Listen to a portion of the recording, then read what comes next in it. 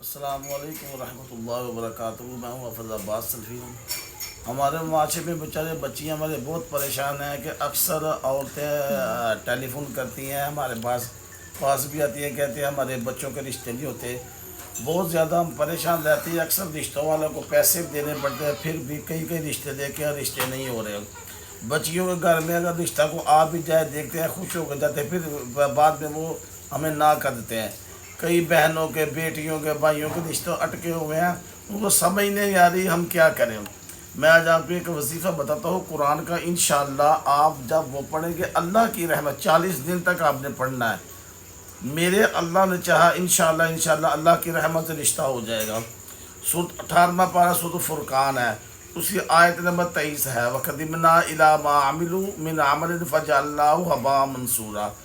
آپ نے یہ 363 مرتبہ پڑھنا ہے۔ بچی بھی پڑھ سکتی ہے، بچی کی ماں بھی پڑھ سکتی ہے۔ اگر بچی خود پڑھے گی یا کوئی اس کا بیٹا یا بیٹی پڑھے گی زیادہ فائدہ ہوگا، اگر نہیں پڑھے تو ماں ضرور پڑھے۔ انشاءاللہ اللہ کے حکم سے 40 دن تک آپ نے یہ وظیفہ کرنا، اللہ کی رحمت سے یہ رشتہ ضرور ہو جائے گا۔ جزاک اللہ۔ السلام علیکم ورحمۃ اللہ وبرکاتہ۔